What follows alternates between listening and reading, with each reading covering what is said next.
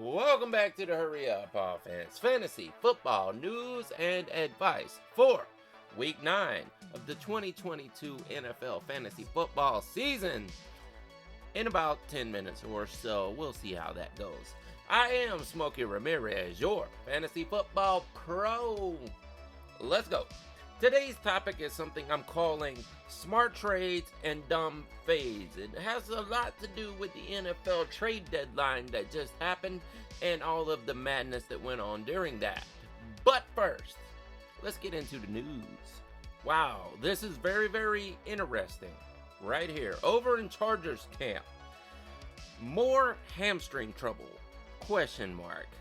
Apparently, Keenan Allen is still dealing with his hamstring issue, and he said it actually got worse over the off week here. Now, this is very, very important heading into this game with the Falcons because Mike Williams is already out.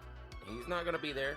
If Keenan Williams is not going to be there, it is a safe play to put Josh Palmer in there, and I would even go for Gerald Everett in this situation.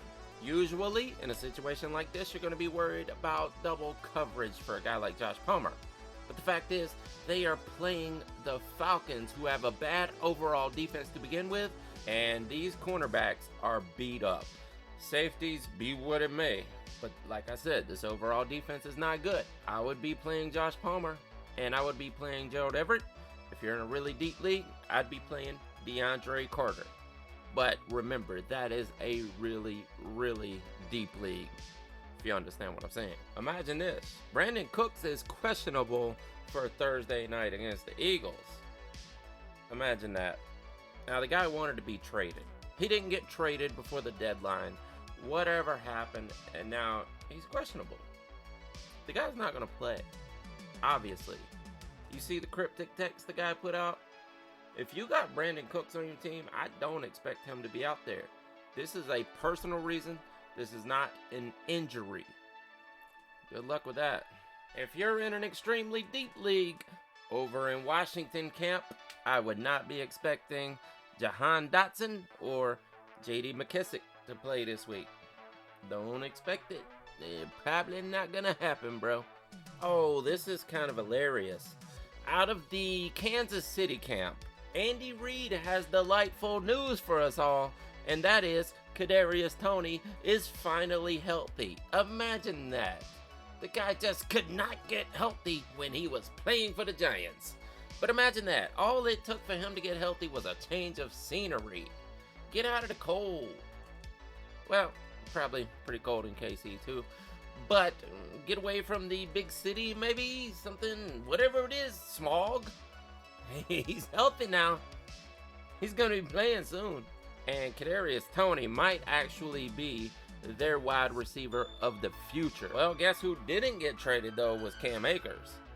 And that's another guy who wanted to be traded.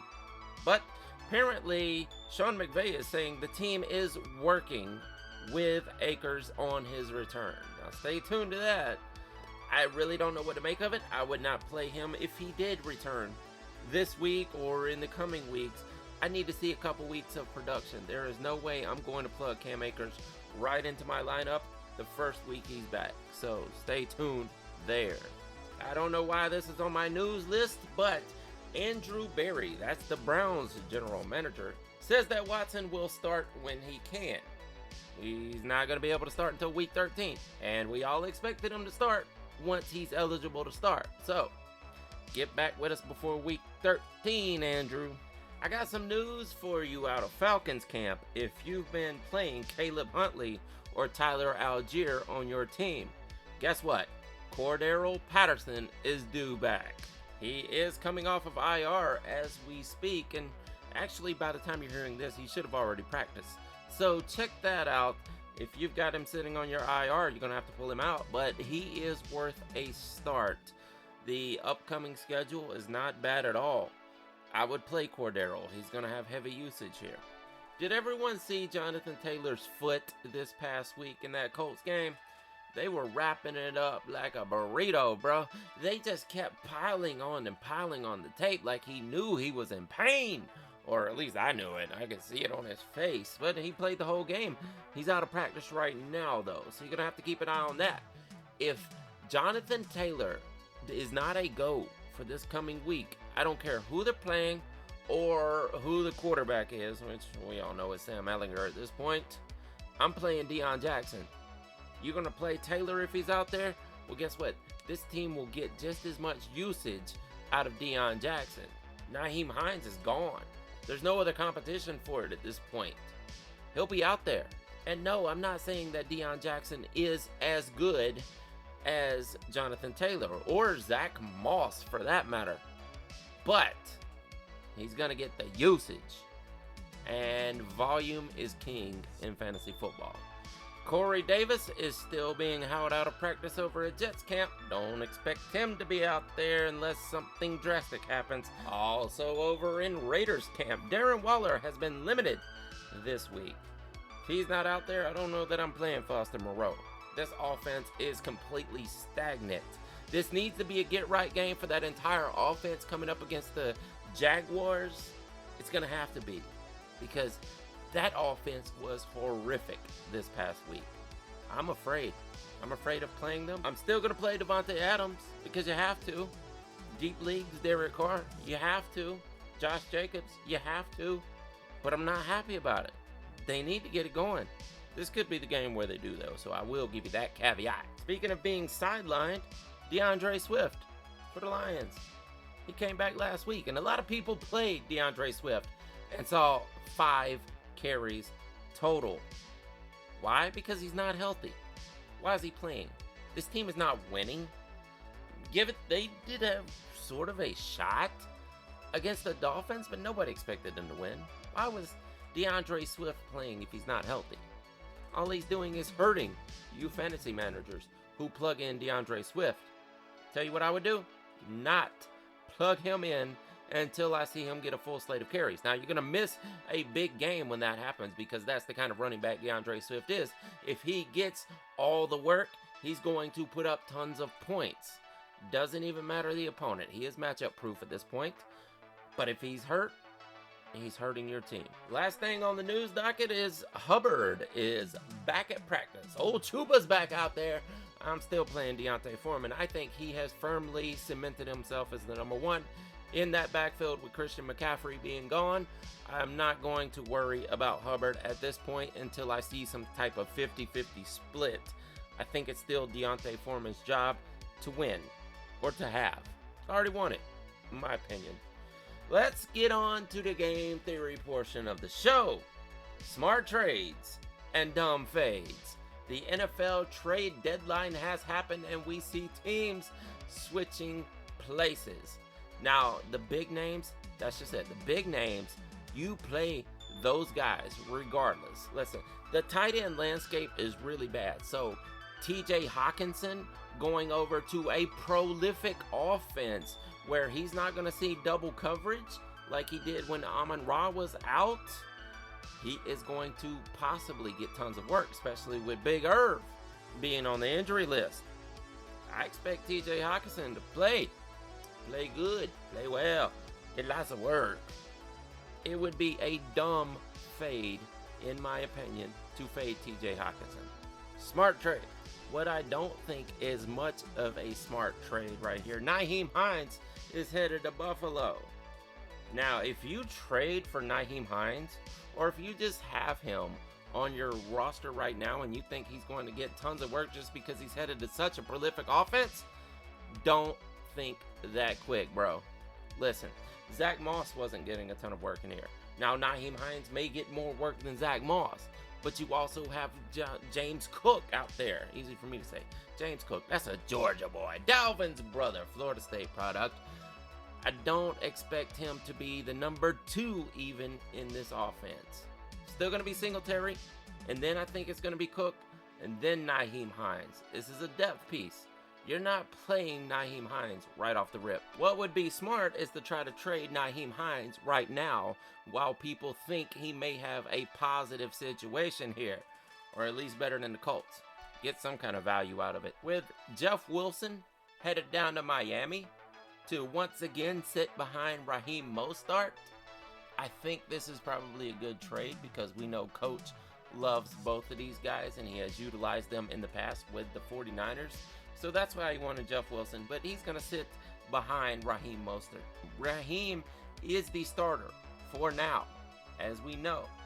But if Raheem goes down, Jeff Wilson is going to do exactly what he did out in San Francisco and get tons of work. Chase is out of the picture at this point, but I'm not sure that I would go out of my way to try to acquire Jeff Wilson unless something happens to Raheem. It would be a smart fade at this point, in my opinion, unless it's a super deep league and you have Raheem and you need a handcuff. Then it's probably a smart trade. The last two that I want to talk about are probably the biggest ones that happened during the trade deadline day. This is only going to be helpful to Dynasty, but Calvin Ridley has been acquired in a trade with the Falcons to the Jaguars. So he will be back next season and probably get tons of work. We saw the Christian Kirk experiment failing actively as we speak. Now, I'm not going to say he's completely unuseful for the rest of the season, but he's not going to be a superstar by any means. But Calvin Ridley can be. Now, he will be in his 29-year-old season next year. So make of that what you will. But the guy has been a superstar in the past. And depending on what pieces they put around him, you're probably going to want Calvin Ridley, especially with Trevor if he continues to ascend, which I believe he will. Next season, I believe he will be much better. Lastly, I'm going to talk about another ascending. Wow, you know what? Ascending quarterback, by the way. These two guys are fitting to go back-to-back because Justin Fields grew up not far from Trevor Lawrence, and their careers have been so intertwined ever since. You know, they grew up playing Pop Warner not far from each other. They were in high schools, a couple exits down the road from each other. They played each other multiple times in college, had similar runs, so to speak. I know both were Heisman candidates at one point. Both got drafted in the same season. These two guys, if not nemesis, are similar commodities to each other, I will say. I don't want to say anything derogatory, but that's completely off track of what I was actually going to say. Just wanted to point that out, that their lives have been so similar up to this point. But Chase Claypool has been acquired by the Bears. This is going to help that receiving game because, like I said, Justin Fields is also on an ascending trajectory and he is improving game by game, and I expect through the rest of this season, with Darnell Mooney and Chase Claypool out on the field, there's going to be more options for him to throw to, not so much double coverage. We could see help for Darnell Mooney in the fantasy point category. Plus, it's going to help Cole Kmet. And then you're going to have Chase Claypool out there. I think this is a great move. This is what the Bears need. The Bears need to get the ball in the air more. Nevertheless, Justin Fields can run, and he is pretty good at it, but he also has a hell of an arm, and the guy can put the ball downfield. He needs a superstar freak athlete like Chase Claypool to go downfield and catch those balls, and that's what he got right here. Well, that was a smart trade. Smart trade for the Bears, and you would be smart to acquire him in Dynasty and maybe in deep leagues for the rest of the season. I think he's going to be helpful instantly almost. If not, maybe within the next couple of weeks. If I had an extra bench spot, I'm picking up Chase Claypool right now. Or maybe it would be smart to trade for him. I wouldn't give up a huge asset. But like I said, I think this offense is going up at the moment. So you want pieces of it. Anyway, that's it for me this week. If you haven't already, please subscribe to the Beyond Football channel.